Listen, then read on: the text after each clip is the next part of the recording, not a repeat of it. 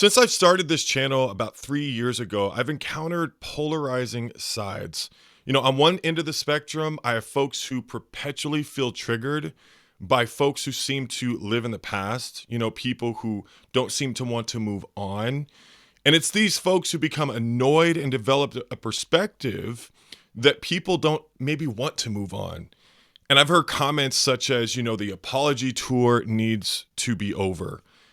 And on the other end of the spectrum, you have folks who have been wounded by things that have happened in the past or things that are still going on and find themselves waiting for an apology that likely will never come. And I find that people on this extreme at times tend to lash out against people who are trying to help and ultimately live a life that sometimes is controlled by pain. I think if you're one of those people listening to this right now and you lash out, then you kind of prove my point. But I also want to say to those listening that if you're one of those people who becomes antagonistic or annoyed because people are in pain, that also proves my point. I've invited the guest on today to talk about a very sensitive conversation about why people can't move on as it relates to forgiveness. And the reason why I've invited this person to come on is because they've actually put themselves out there and written and put themselves into the lion's den in this very loaded conversation. He wrote an article on forgiveness that ironically received pushback. And I would say in many ways, even though it received pushback, it is pushing this conversation of forgiveness and moving on to the center of our conversation where it needs to be. Without further ado, Andrew Kitchen, welcome to the channel, my brother. Hi, Carl. Great to be with you. I am very excited. Yeah. Oh yeah. We've kind of like been in circles or whatever, but I'm really excited to have you kind of clarify some things. And before we do that, I want you to kind of tell people a little bit about your background, your conversion. Just give a little bit of a history on yourself. All right, I will do. Okay, so I grew up.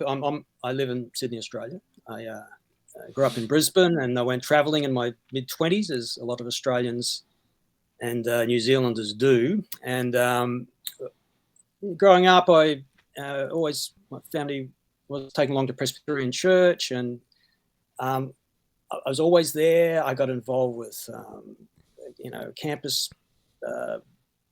evangelical campus group when I was at university, but I knew something wasn't quite right spiritually. So one of my goals when I went traveling was to find a good church. I was going to get back to London, live in London for a while, and I was looking for a church. I took myself to Elephant and Castle, the Baptist Tabernacle there where Spurgeon preached. Wow. A long time ago. That was just but literally the next week I was invited to a Bible study at London House, which was accommodation for university graduates. And I think they had about 20 visitors that night. And someone said, "You want to study the Bible?" So that sounds like a great idea. Church was just down the road at the time. And so I started going along. I got involved with the London Church of Christ. That was 1985. I'll never forget the night when I realized the reason why I felt things hadn't been quite right. And my eyes were open to my own, lack of repentance, but also that it had implications. And so it was a very world-changing time for me. But, I got over that pretty quickly. And so this is exciting. This is great. And so I was baptized in London in 85. At that point in time, they were assembling a mission team to come and work with an existing church in Sydney. And, there's a lot of Kiwi and Aussie travellers being converted. I actually lived in a flat one time. There's a whole heap of us there. And we came out 86. And I was in Sydney, went to campus there, did a graduate degree in engineering there in Sydney. Then I went on a mission team to Auckland in 1990, and I lived there for 8 years, got married over there, and back in Sydney since '98. During the '90s, I got involved. Doug Jacoby, I think many of your listeners know Doug, started a ministry training program, and I was selected as the guy for New Zealand to be trained in that. So I did that, and then that led to me teaching staff in New Zealand and later Australia. Then in probably the next most pivotal thing, 2009, my wife decided to leave the church. So that's a very important part of my journey, and it was a very very difficult time for us. We sort of reached this point of, well, do we have anything here actually anymore? Scrape the church away. What do you got? So we've had to learn to really rebuild from that, and we're absolutely still together, and we love each other very much. And it's we've been married now for 31 years, so that's terrific. But it's not the standard journey, right? So I actually stood down from sort of teaching duties back then. Then recently, last couple of years, I've just been really reevaluating a lot of things, just personally and spiritually. And there's a time for me, I describe it as got the spiritual Lego box and tipped it upside down, pieces on the floor, and then I'm just picking up one at a time and putting them back in. What do you like? Okay, you there. What do you like? You go. And just really rethinking my theology, but also rethinking, which I've kept. Basically, I've retained this theology, but I think a lot of the culture things have not gone back into the Lego box. And I've been able. I think actually this is actually an important point. I think what you want to talk about later is that I believe that we need to be able to separate church culture from from your from your beliefs and your spiritual practices in response to what you read in the scriptures, because they're not the same thing. And I think that's just to understand that is quite powerful, actually, and we'll probably get into a little bit more of that later on. So right now, I started a blog because I really wanted to. I really needed, as you said, sort of work some of this stuff through and find a bit of a voice and find out what I'm thinking, what I'm saying. So, and that led to the article, and here we are today. So, well, let's talk about the article. You recently put out an article discussing forgiveness.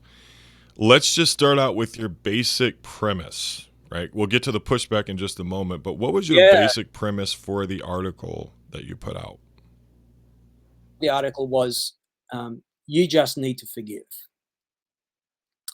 And so my basic premise was that I've heard that language spoken, right? But I've also had an increased awareness of the manifest dignity of the individual as the very image bearer of God. Genesis 1:27. And if we remember that, and if we retain that, and we bring that into our interpersonal relationships, you don't say things like, "You just need to forgive." Right. And to me, what I was really having a good look at and trying to really deconstruct, I suppose, but also disarm, is the language of "you just need to forgive." Because, I mean, part of me has become affronted at that kind of language. It's tone deaf. It's not engaging with the person before you. Right. You're not connecting with that person, and it's a non-engagement tactic. I don't want to connect with you. I just want you to do what I want you to do, and so you just. And so this language is used in a certain way, and that's what interested me, and that's what I wanted to that's why I wanted to explore that topic. So, why do you believe there was pushback when you wrote the article? When I read the post and I kind of look at the pushback that you were getting, I was like, wow, he's really, people are expecting something from him and they didn't Yeah, get it. And so, anyway, yeah, go ahead. yeah. No, I think that's a great point. I actually think that's a really great point. So the pushback, first of all, that was new. I I haven't Welcome, experienced brother. that. Well, welcome to the world. Right, you got your big boy pants on now. Okay, so and so yeah, and it wasn't my intention. Someone actually posted an article on Facebook, and that's where it all sort of happened. Um, Oh, it wasn't. It was in a newsletter, and someone else posted on my behalf. Which is okay. Here we are. So I got sort of two main observations about the pushback. Number one, on reflection, I can see how it would be possible to construe that I was saying it's actually okay for you not to forgive people who have been abusive towards you. And I think the in a kind of quite liberal way, quite yeah, just, "Oh, don't worry about it. You don't have to forgive. It's fine without." Um, and if you read my article, yeah, I can see how you might come away with that view. And I made some clarifying comments, and I've also written a part two, and actually now a part three right. of the article as well, because um, it's a big topic. It's a big topic, and um, not everything was in the was in the first part. Second, I also believe though that some people, I think part of the pushback was that some people are more focused on preserving systems. On systems, people are focused on individuals. I think that's across. That's that's our society is like that, Right. right? That's our politics is like that. This is just something very, very human in general. And what I sort of sensed was the people who are more focused on the individual loved the article, whereas those more focused on the sort of bigger picture system orientation, shall we say, not so much. That's a very astute observation, by the way. Yeah, yeah. So that's part of my analysis of that. The second thing was that I also think there's some kind of category error going on. As you said, some people were looking for something, they didn't get it. Um, and so it seemed like some people were expecting a sort of a systematic theological analysis of the topic, but what they got was more of an op-ed. Right? I wasn't trying to do a systematic analysis. I was, hey, catchy title, right? It's a little bit provocative, yes, Hmm. but I was wanting to really have a go at the that kind of language and the culture that supports it. So I think that's and one of the ways, and I'm looking for a way to do that, a way of writing that can really engage and do that. So it's not a draw. It's not a, and I love reading theology, by the way. It's not a, but it's not a dry theological treatise on a topic. Number one, but it's not some fluffy, you know, footprints on the beach thing or something. On the other side, well, is there something else in the middle? Is there a way that we sort of talk about this? Is there a way we can write about this in an engaging way that does get people's attention? And it's a bit different. So maybe people can think about it in a different way. I think that's what I'm kind of looking for. Explores theological and cultural topics in an accessible and engaging and even fun way. Um, I don't think there's a lot of that around, and Right. I'm hoping they can get some kind of cut through. I guess that's what I'm trying to do there. Now, when you noticed the pushback from people who are kind of in this circle the wagons mode or want Mhm. to preserve the system, let's just for a moment give some context for the system that you're referencing. What do you mean by preserve this system? Okay, so let's just go back to that the title of the article. You just need to forgive. So what's the setting for that? What is the setting for that? So it's a church situation. Someone has felt some kind of abuse, right? And I use the word abuse, and I think where your rights are minimized to your time, to sometimes your money, your relationships, which can be highly regulated. There's a lot of sort of there's a lot of cultural regulation, unspoken, a lot of it, for the most part, within churches. Not just the church I'm a part of, but Right. around the world, and Yeah. more broadly in churches in general. It's a thing. It happens, right?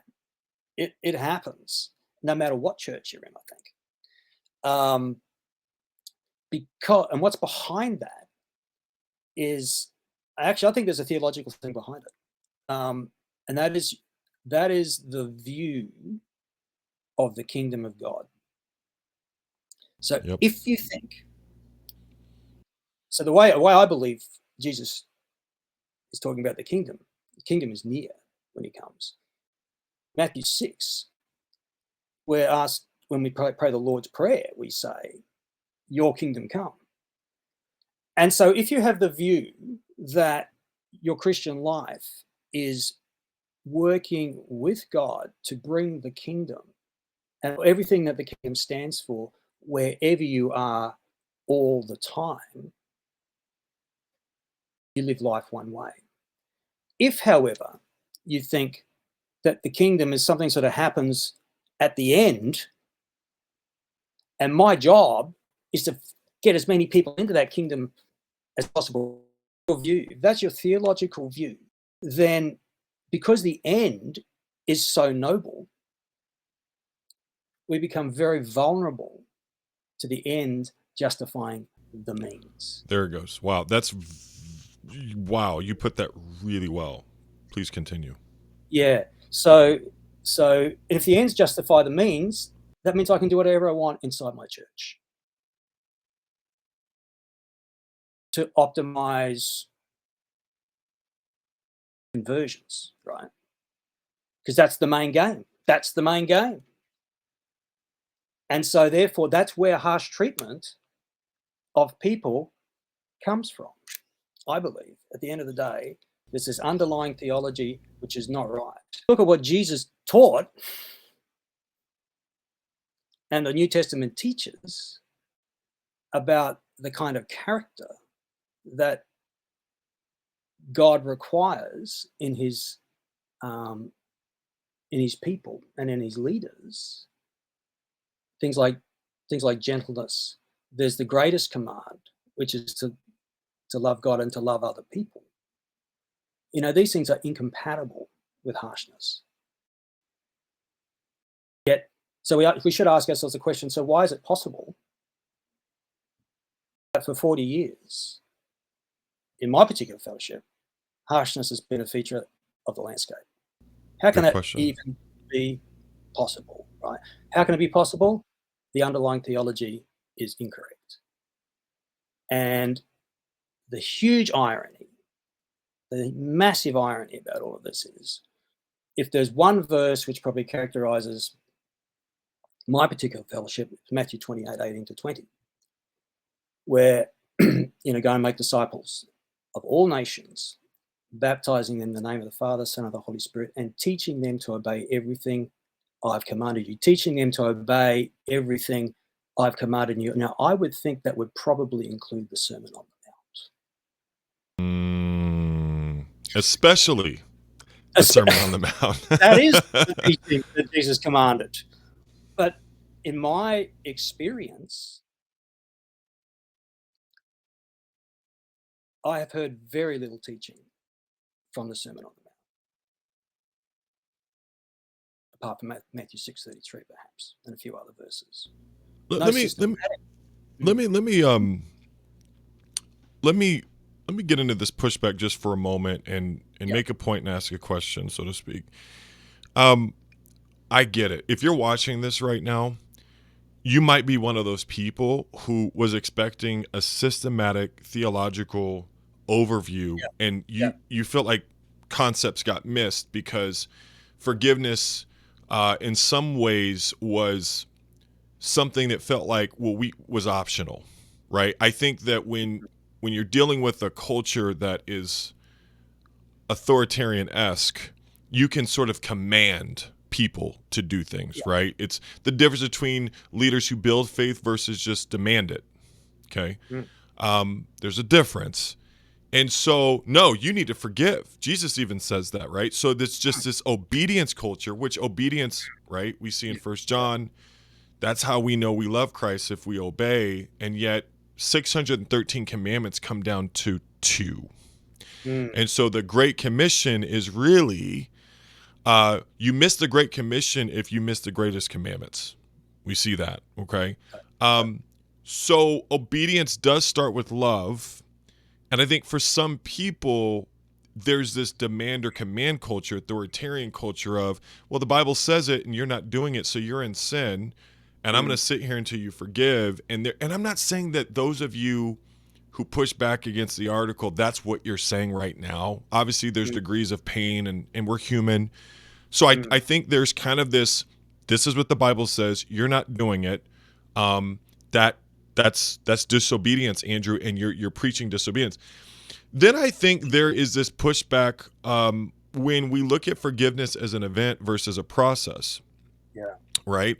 So yes, the decision to release someone. When I think of what forgiveness really is, it's you're releasing someone mm, from you're going to serve justice, mm, and you're accepting that God is the ultimate one who provides judgment and justice. yeah, So there's a yeah. release, but trust and healing, that's a process. How did you, when you received that pushback, what was your reaction?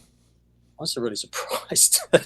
I actually didn't want to open up Facebook there for a while. I found it hard, actually, to be honest. I thought, wow, oh, um, and yeah, I was not used to that. Um, but it did.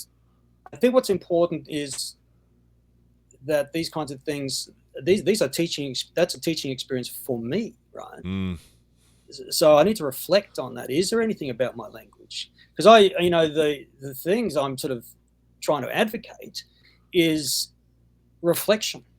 right. So I need to be that way. Right?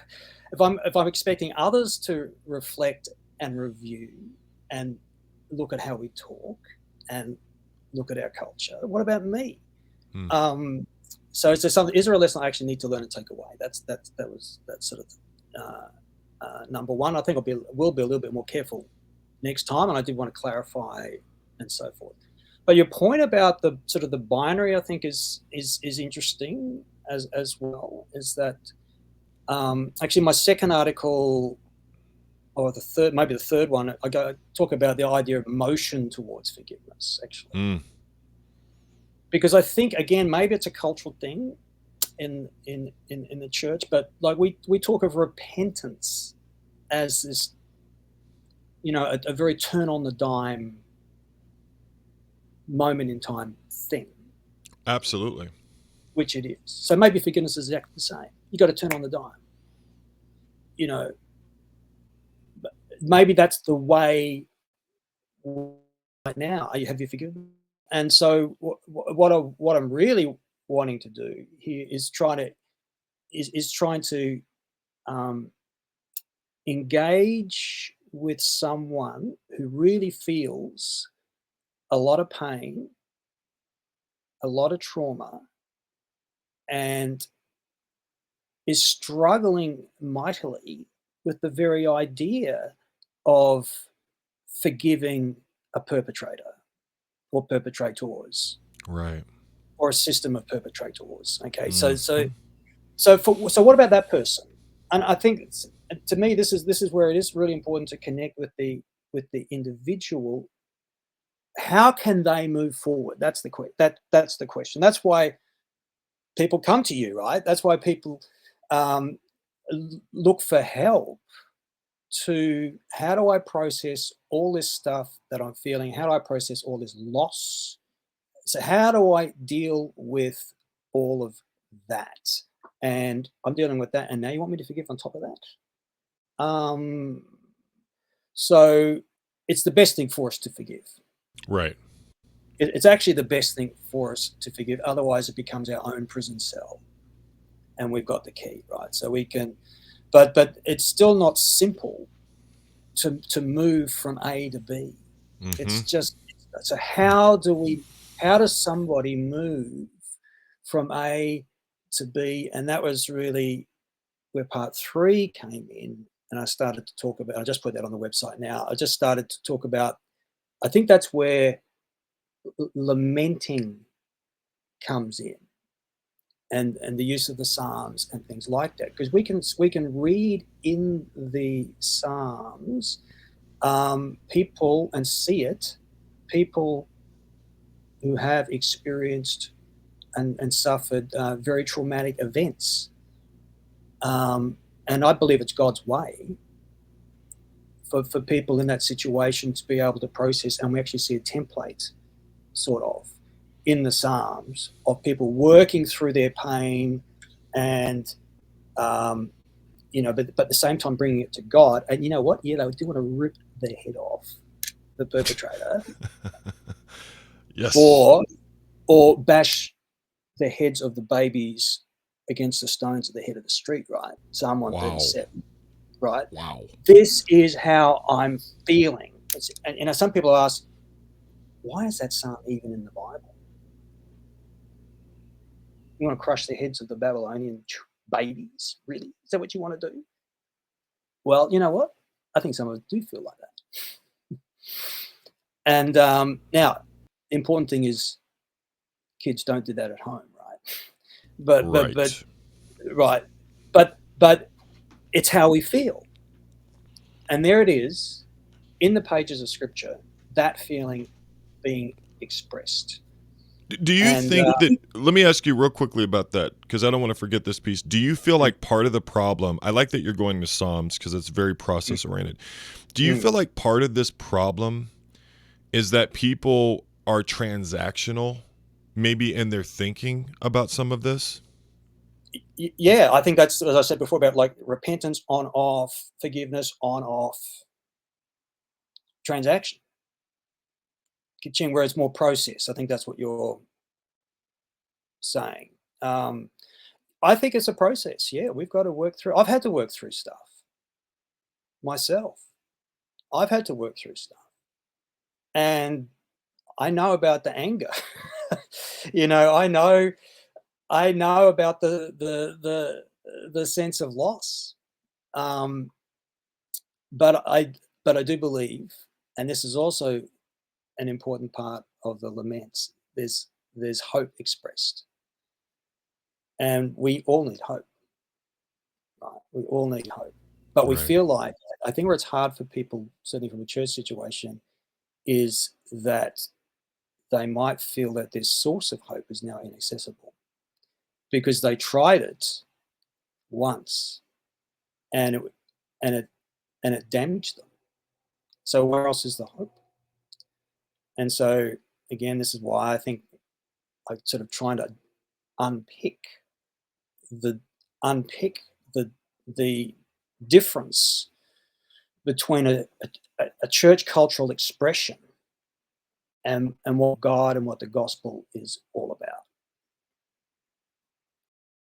Because you can hang on to God and the gospel, and you can jettison the culture, and that might help you. I guess my question is this, and I see this happen a lot. People want acknowledgement, Andrew. Like, I think that's the battle zone. Yeah. They want acknowledgement and they want a blessing. Mm, And it feels like you stepped into that mm, that that protector mentality of like, we don't have anything to apologize for. Everyone gets hurt. That's everyone. And then the yeah. other spectrum of that's like, no, actually, this was incredibly damaging and toxic to my humanity. And then what happens is there's this war of, when are the people who perpetuated this culture gonna apologize? When can I get some acknowledgement? Because I can't start my process until somebody acknowledges me. So what do Mm. you have to say for folks who are waiting for acknowledgement in order to start their healing process? Okay, I totally understand the need for acknowledgement. And are you going to be able to bowl up to your person in your church and say, I need you to acknowledge what's happened here and apologize, and they'll look at you blankly, and you might do that once or twice and then think, well, that's not going to ever work for me. So what do we do? So I think maybe, Kyle, maybe conversations like this are really important, that this gets more currency. I think there really does need to be a lot of reflection and a lot of review and reassessment of church culture. I think a big thing, which is lots of scope, is church history being taught. Mm. So again, speaking from 37 years, I've never sat in a midweek church history class. We don't think our church history is important, and not rah-rah church history, actual church history, right? Right. Well, what's the With difference between those two, rah-rah church history versus actual? rah-rah church history is the kind of church history you can probably get from K&N videos, I'd say. But actual church history is some reflection and some analysis on what has happened. And you know what? Dealing with the artifact that 3 out of 4 people have left this fellowship. Oof. So that's the artifact, right? Okay, so how do we explain that? Well, you just told us it's church history. It doesn't really make sense. It sounded great. How come 3 or 4 out of 4 have left? So it needs to be presented like that. And shout out right now to certainly ICIC, is icichistory.org, right? So that's a phenomenal resource I of, didn't know about that. oh, yeah. So I think it's a Beam project.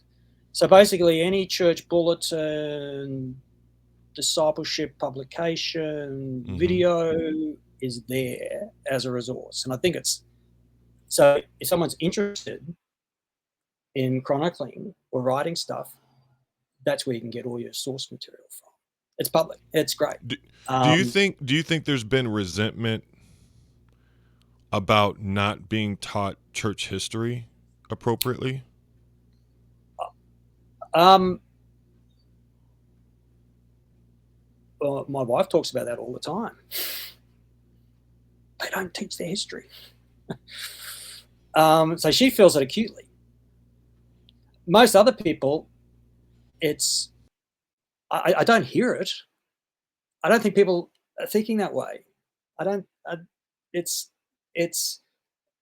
why would we even need to know? I don't know. But it's but going back to your original question, for the person who is trying to get acknowledgement, it's so important. So history becomes, and I think you might have had this on an earlier podcast, this idea of memorial as a place where people can go and connect and lament and mourn, right? So that is something in the way we are made as humans. We need that. We see it whenever there's a terrible event or atrocity or war or whatever it is. What happens? We build a memorial so we don't forget it. And so we don't. And if you ever see, sometimes you see on TV that there's a terrible accident or medical misadventure or whatever it happens to be, and the grieving family, they know they can't get their loved one back.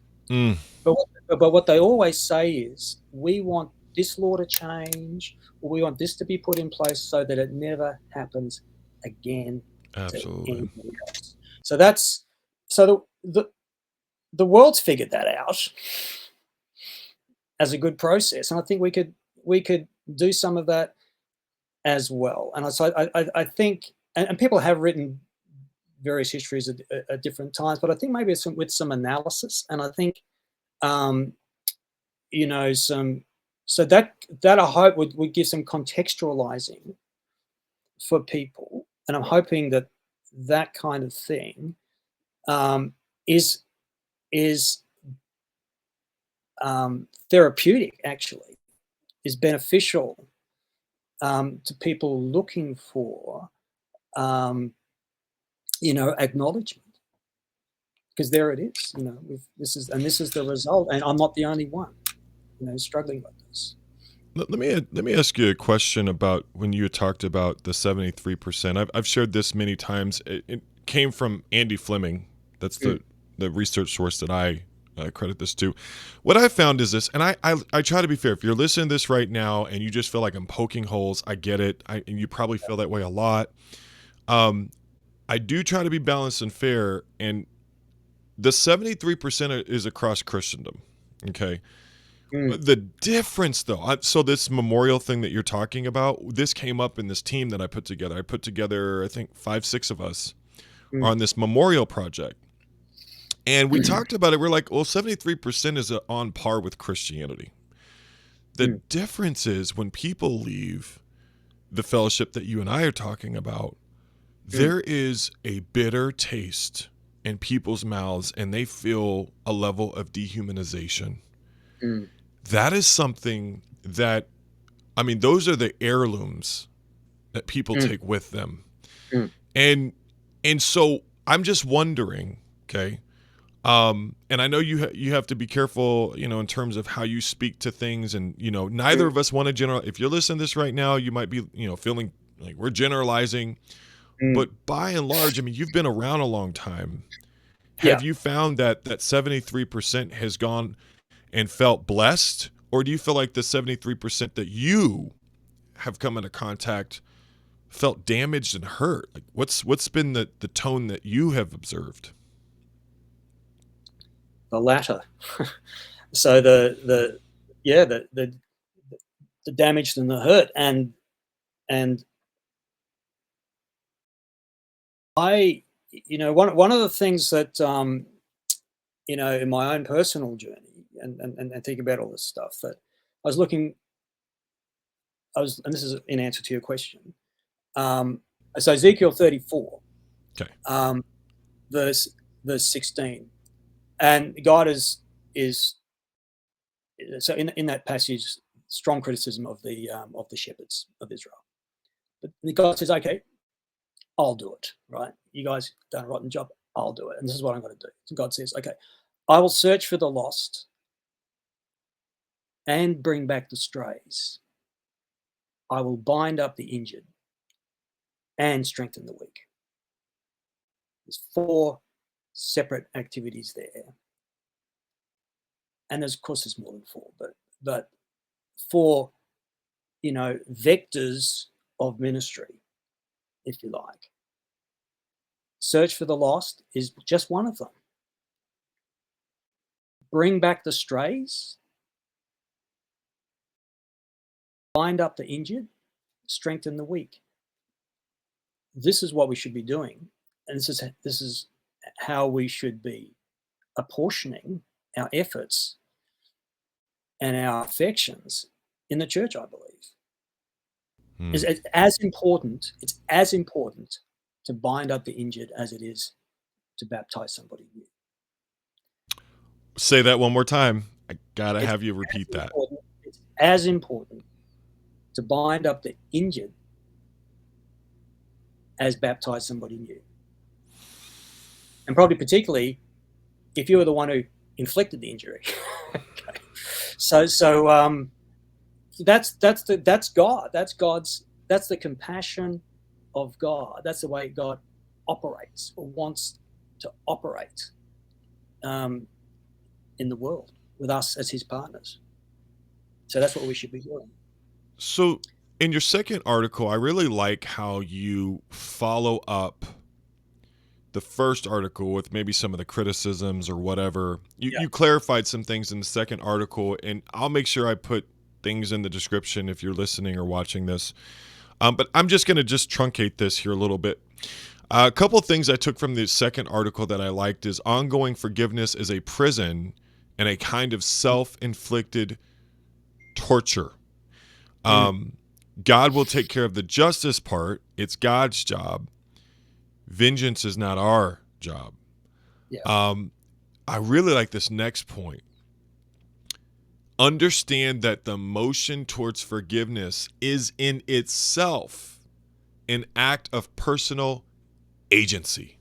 I love that. It says here, many people feel that even one step toward forgiveness of a perpetrator is one step too many. Absolutely. That's where I get criticized the most when I have these conversations. Yeah. Because the criticisms I get when I'm having these conversations like I'm having with you right now is I am not demonstrative enough. I am not coming out and just denouncing. And I mean just, how dare you, Kyle, not take every minute to take an axe to, and I'm just like, guys, conversation is a little different than taking an axe to a tree. But I get it. I get the rage that you were talking about earlier, and I think some people are disconnected from the damage that things have caused. It just when you and I talk about it, we're gonna have both sides come at us. Okay, so the other thing is, I really recommend if you're listening, go and watch the Radical Acceptance video I did with Hope Peabody. She's in my practice. And she talks about forgiveness, acceptance, and some people feel like they're giving something up. Anyway, very important. And then lastly here, it's crucial to understand that it is not an additional measure of injustice to forgive a perpetrator, right? Forgiveness is not the absence of pain or hurt. That's precisely why it is forgiveness, right? And so there's just a couple of things that I really liked in your second article, because I think if someone looks at the first article, they may get this impression that you're not calling people to a process of freedom. And in fact, that's what forgiveness truly is. It's a process of freedom. And so I really like how you address that in your second article. And obviously, you got pushback on the first one. Yeah. So, and I think what I'm hopeful for about that is because I really really like to be able to help people who are struggling with this, as I know I have, and I know my wife has. And so I wanted to think, okay, so what are the barriers here? What are the barriers to forgiveness? And so one thing I tried to identify there was a couple of ideas that are barriers, but they're just ideas. So the idea is, if I start to move towards forgiveness, that's an extra injustice towards me. I think that's an idea, but I think it's a false idea. Agreed. And so if we can, if we can recognize, I think what I'm trying to do here is, if we can just recognize some of our thought processes, and let's just put them on the table, and let's have a look at them and say, okay, this particular idea here, the one that if I start to move towards forgiveness, that means that's like injustice happening all over again. Okay, I might feel that, but is it true? And just think about that idea. Is that an idea that's going to help me? Is that an idea that has a use by date and has now expired, and I can just put it in the rubbish and move forward? So I think this is a process that we need to treat very compassionately and very seriously, for people. But I think part of it is to look at some of the barriers that come up, which I think can be discarded, and which so that's I think what I was trying to get at with that part in that second article. One of Does the that make sense? Yeah, it does. And I think if I had to not generalize in an unhealthy way, but if I had to just try to capture the sentiment of folks listening to this that are just tired of dealing with things that are in the past, here's one thing that I would say. It's about intention versus impact. Intention does not sanitize impact. I think that's Mm, one of the hardest things when people are thinking about forgiveness is they're like, well, I didn't mean to. That was not my intention. I wanted to do something good. I wanted to do something that glorified God. My motives weren't to hurt you. My motives were not to betray you. My motives were good. And so people are looking at their motives, they're looking at their intentions, and it makes it very hard to understand the impact. My son, he bonked his head at church the other day. Long story short, one of his two front teeth, both of them were cracked. And so we got to go back in, went to the dentist, and it was kind of healing and everything. And then literally this morning, I was holding him. We were just having a great moment. And I tickled him, and he instinctively, his head went into my shoulder, and it jammed the tooth. And oh, it just, I cannot tell you how bad I felt. I'm like, I couldn't, and I'm just like, I didn't mean to hurt him, and he didn't mean to hit his head on my shoulder, but he just reflects. And he just looked at me, and his tooth was bleeding again, and I'm just like, no. I think that moment, like I got right on the phone with two dentists, and mm-hmm, I'm like, we got to figure this out because, mm, my son, he's about 4. And so long story short, I just love my son so mm, much.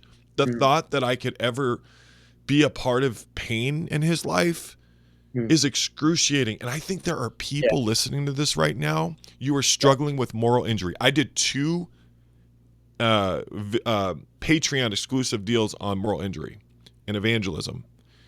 And there's 2 forms of moral injury. And so anyway, I just think sometimes people are overwhelmed with guilt, personal guilt. They have damaged Mm, self-concepts. mm. Yeah, And they're yeah. just overwhelmed because they didn't mean to. And they can't deal with the impact. They can't deal with this blast radius that's been created because in no way it's not reflective of their intent. Mm. And so I think that's really hard for people. Have you noticed that Yeah, I that's have. the case? Yeah, I have, and it's like I don't know what to do. I don't know. I don't get it. But I think the story that you told is um, very illustrative because so the thing that you did do when your son banged the unintentional banging of his teeth the second time is that you connected with his pain. You connected with his pain. Oh yeah. Now, did you intend to do it? No, No. it's a complete accident. But you connected with his pain. How did he know that? Because of the way you talked to him, because of the way you held him, because of the way you got on the phone to the dentists. Is needed is for people to, if they've been, in a, I guess it's particularly applying to people who've been in a leadership situation because that's where, Mm-hmm. and it can be at whatever level of leader, right? You might just be a small group leader. You might just have somebody that you're being a mentor for, um, a husband or a wife, or a parent to a child, or whatever. It's the same. It's We've got to connect with people's pain because what Yeah. that does, that says that I, as an image bearer of God, are recognizing that you, as an image bearer of God, have been damaged, Mm. and I care about that you've been damaged. Tell me what I've done. Wow. Sometimes I have been reconnecting with a lot of people in the recent 6-12 months, I've been reconnecting with a lot of people that I knew from 20 years ago, um, who left the church for one reason or another. And one one of the things I quite often say to them, well, good to see you again. Is there anything I need to apologize to you about? Mm. Um, as I feel like it probably is, but I can't remember is anything that you're thinking. Just please tell me. I think we've just got to have that kind of openness, um, and really, I think love for people, because it matters. Their experience matters. They matter, and therefore, if we're in a position to help them matter more, we should do that. And will everybody do that? Probably not, I suppose. But I think culture change can be a powerful thing. So see what happens. So this is where, as we get ready to kind of think through the next couple of questions, I want to give some practicals to our audience. Yeah. And in giving some practicals, I would like for you to maybe advise some ministers, right? Mm. And because I know ministers are really kind of, some of them are flanked. They just, man, what's the fire today? I don't know. I mean, was it Yeah. 20 years ago or was it 2 years ago? Like, Mm. And then in terms of people who are thinking about leaving their community because they Yeah. can't do it anymore, like your wife, first of all, I think there's a lot of people who can relate to you and connect with you and your wife, because we'll get to that in a moment. But can you just really kind of give ministers maybe a couple of practicals? All right. So I've got a long list here, but I'll pick a few high Yeah, points. So I'll put them in the description. yeah. So So we've just been talking about connecting. So I think that's extremely important. And attentive, gentle, one-on-one, focused, plenty of time. People need to feel important. It's hard to talk about this stuff for Mm-hmm. people. So if you do have an opportunity to connect, let's really take advantage of that and give them the full attention. I think a very powerful verse, James 1:19 and 20. Brothers and sisters, take note of this. Everyone should be quick to listen, slow to speak, and slow to. Such a simple verse, but powerful on so many levels. Lots of listening. Listening comes before speaking. Be slow at doing that. And everything that you might feel about how your ministry's been discredited and everything that you've worked for and how angry you feel, well, get there slowly on that one. Okay. So I had to work through a lot of anger myself. I use this verse multiple times a day for a couple of years. And it makes me the cheery fellow I am today. So so I think that's a very powerful verse. If there might be a justice issue to be resolved somewhere within your ministry, actually. You might hear about something, and you know what? That's really not great. And we may even have to get somebody else involved and deal with that as a justice issue within a fellowship. That's a possibility. But I think importantly is particularly the church leader has an opportunity to really set the tone and culture within the church, like a real intentional setting of tone. And you make it known that you just need to forgive culture is completely unacceptable, and why it's unacceptable.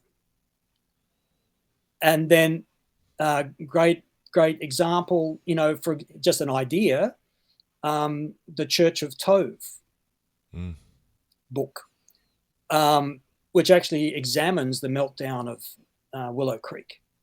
But then the second part of the book, it talks about how to build a tov, which is the Hebrew word for good, how to build a Tove culture within your church, empathy, forgiveness. So it's about intentionally creating a church culture which we're learning or unlearning past culture, but intentionally creating new culture about a forgiveness and grace-based culture. I think we've been there's tended to be this sort of strong man in a pit with a lion on a snowy day type. Mark Batterson. Oh, wow. Go get him culture, right? Yeah. Let's study out the topic of gentleness in leadership and see where that takes you. That's countercultural, Andrew. That is countercultural. That's the Gospel of Conquest. Like I don't mean to push back, but there is a Gospel of Conquest. It's what you're talking about is not athletic enough for the culture that people were trained in. Yeah, it's not sexy. I agree with that, and I've been exploring that question. We were talking earlier about. I started reading Jesus and John Wayne. Where does this stuff come from? And then again, church history, I think, is part of that as well. Where did it come from? What did happen pre-1979? And why? And so therefore, what was being reacted against? And I think we start to understand some of these sort of cultural forces. And there's enough years gone by now that you can do a sensible history, I think. If we understand where these things come from, and then look at what's actually in the pages of the Bible, be completely humble and gentle, restore your brother gently. There's so many verses on it. And then, but probably biggest picture is a willingness to re-examine culture. I think once you go through that door and then say, okay, so what is the Bible saying? What is my received culture saying? How much of the received culture do I need to keep and how much do I need to change? I think there's a bottom line willingness to reflect, which is probably, in my mind, almost the number one. So that's the sort of thing. Teach church history, another one for the ministers supporting people, and providing this acknowledgement and a place to mourn for people. I think that the acknowledgement is a threat because it might introduce something into the ecosystem that is seen as something that's going to create a target group, witch hunt type thing, or it will be perceived as a distraction because we've defined mission in this very aggressive, again, conquest way. And now if we're not careful, this is where I think for ministers, there's just an opportunity. I like opportunity language. It's more motivating. Yeah. I think to some degree when we don't deal with the damage and the leave rate and these types of things, that mission becomes a form of escapism. And so we've turned mission into something that medicates something in us. And it's hard to admit that. It would admit too much. So as a minister, I think this is a great moment of contrast. This is what Jesus did, as you mentioned, the Beatitudes. You've heard it said, but I say to you. Yeah. Well, this has been the ministry culture. Absolutely. That's been the shepherding, that's been the approach. Here's where I'm leading you. I say to you. And so I think it's a great opportunity for ministers to participate in that contrast. The next one is, and this is something that I think you and your wife have a lot of credibility to dialogue around. Oh, and by the way, real quick, I'm having Scott McKnight on my podcast this fall. All right. We're going to produce. We're going to talk about his new book, Pivot. It's the follow up to A Church Called Tov. Really excited about it. But anyways, you and your wife, what advice would you give to someone who's thinking about leaving their church because they do not feel there's been adequate or there's not been a willingness to acknowledge the pain? I actually went through this list with my wife, and I said, okay, yes, it's you're in a tricky situation if that's you. There are such things as, substandard and even toxic church cultures out there. It's human sin. It can happen. Mm. Also in companies, also in whatever in drama groups and choirs and all kinds of things. So the it's a human sinful thing, but it's an awful situation. For number one, I would say you need a friend. My wife went, oh yes, because it's a very difficult thing to bear alone. So a friend is someone who can support you, I think, and be able to enter into your pain with you. I think that's, and not someone who's going to persuade you either way, but someone who's a support to you, the person. I think that's Right. what I'm talking about there. I would say own and clarify as much as you can. So this is language like, I am feeling XYZ about ABC. And what I mean by own is not saying that it's all my fault. I'm not saying that. What I'm saying is I am feeling this. This is what's happening for me. So can we describe it? Can I describe what I am feeling? That's what I mean by own. It's just be able to put it in your own words. Very Okay? So important. not like I don't know what's happening. It's okay. Let's see if we can at least describe it in words. Well, Jesus teaches us to pray for our enemies. And you might have to pray with others, but pray for your enemies. And it goes a little bit to what we were talking about earlier about the idea of, well, isn't that a step in the wrong direction? Okay. Why would I want to pray for those guys, right? But the wisdom of Jesus is pray for your enemies. That will produce a good result for you. So let me just say something real quickly on that. Thank you for saying that, Andrew, because for the crowd that feels like you're not calling people to follow scripture, Jesus says, pray for your enemies. If someone strikes you on the cheek, you're to what? Turn them the other. And so the vengeance ideology, right, is pretty deep within our culture at this point. That's right. We're not in a grace culture. And so there are people listening to this right now. And what they are hearing is that you are asking for people to go into an abuse posture and allow it to continue to happen. Because when we're damaged and when we're really hurt profoundly, we actually can't even hear what you just said. Jesus says, pray for your enemies. Because of the vengeance ideology that has been very much seated, I would say that there are people who would say, I don't know that applies to me. And I just want to say, as a trauma therapist, part of the unburdening that we're talking about is about you getting free. It's this other person's going to have to pay, and they're going to have to stand before God, and it's not right. And we're going to have to stand before God too. I mean, there's that. But at some point, we're talking about becoming a free person. Yeah. Is that are we on the same page here? We are. And so that's what we're talking about before, about the ideas that we can discard. Say that one more time. You cut out. So you're talking about the abuse posture. Yes. And I think that's what we're talking about before, about the ideas that we can discard. See, the abuse posture is just an idea.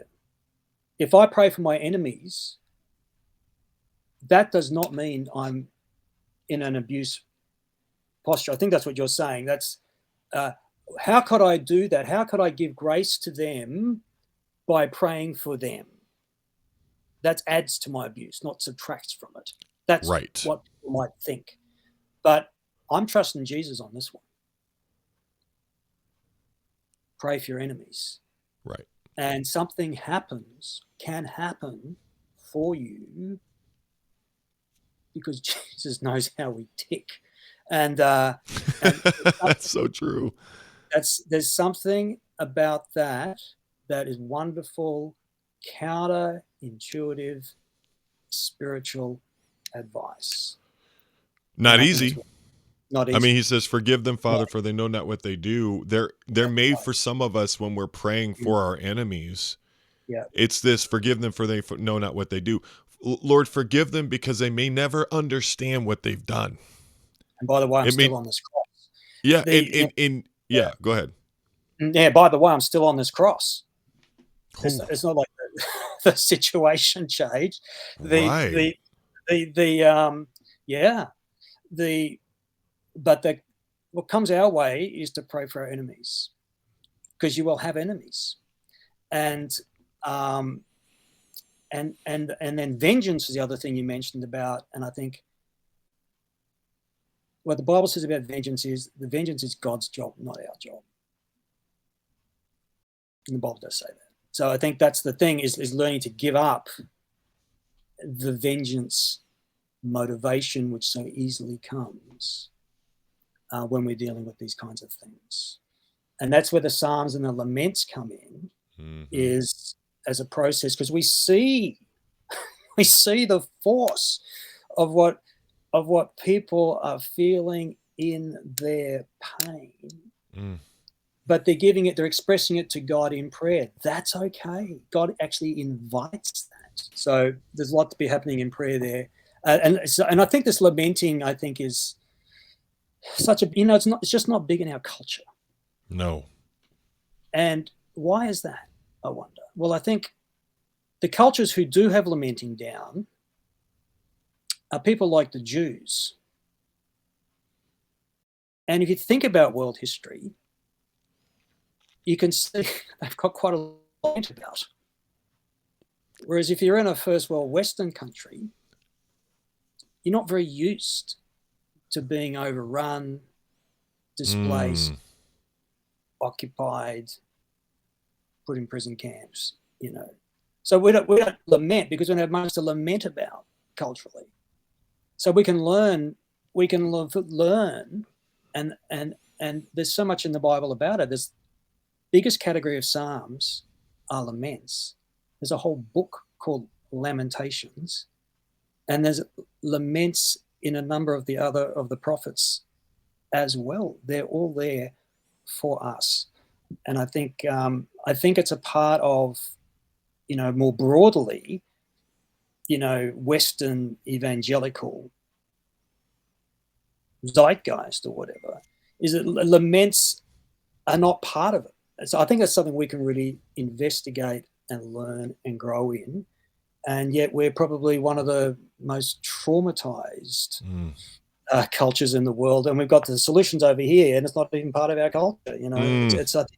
I think it's something that we should investigate and spend some time in this. And I barely touch on it in my third article, but I actually go through a psalm with a bit of a dialogue of Mhm. what the psalmist is saying and then what we might be saying internally.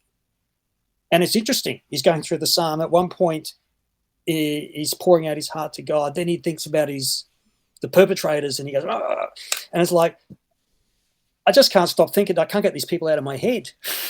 you know, you're trying to process things, and the angry talk comes up and stuff like that. I think it really reflects the reality that people go through. So I would encourage, for someone thinking about leaving, this has all been very spiritual, hasn't it? Pray for your enemies, pray with others, um, you know, go through lamenting in the Psalms. Be as righteous as you can. I mean, bring it up to people if you can. I think you should do that. Maybe you have to write a letter. Maybe take someone with you, but try and bring it up. Now, I do understand that you may be in a culture where it's extremely difficult to do. Um, But again, I think it is part of the wisdom of God is that interpersonal conflict need to be dealt with interpersonally. So there is this thing where I know that there's someone you're just not going to get close to or be in a room with them. I think, and if there's somebody like that, well, maybe write the letter, don't. But I think we want to be able to say for ourselves, I did bring it up to them, what they did to me. I think we want, and it's what the Bible advises us to do, Matthew 18. So that's what I would say. I think that I think you hit the nail on the head. And I think there's people watching this as we get ready to wrap up who some of us are locked inside of a room that's locked from the inside. And we've been stuck for a while. I would say at times, if you've been stuck for a while, sometimes I think for some of us, it's, oh, you just have a stubborn heart. No, sometimes it's a stubborn wound. It's a wound. And I really respect the fact that you shared that, your wife and you have been through a very personal journey, and it's stretched both of you guys tremendously.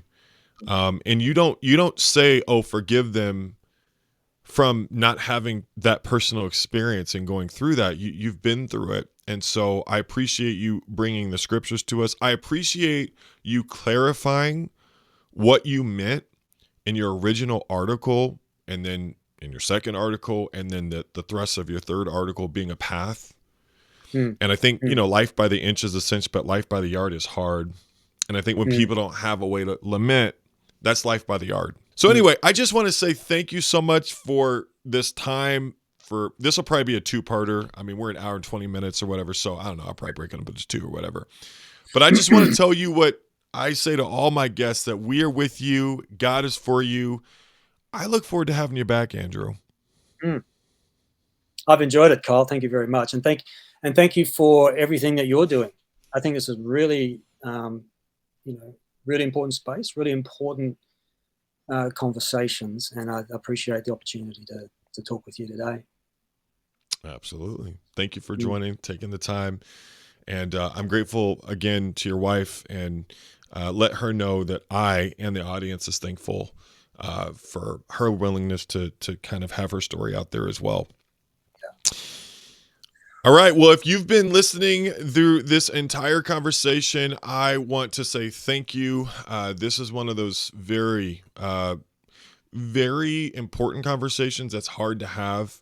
But I pray that we did it well. I pray it was useful for you. Give us feedback in the comment section. I'll try to put as many of the resources as possible in the description. Please support me on Patreon. That allows me to have these conversations. And I just want to thank those of you on Patreon for your support. I'll see you next time.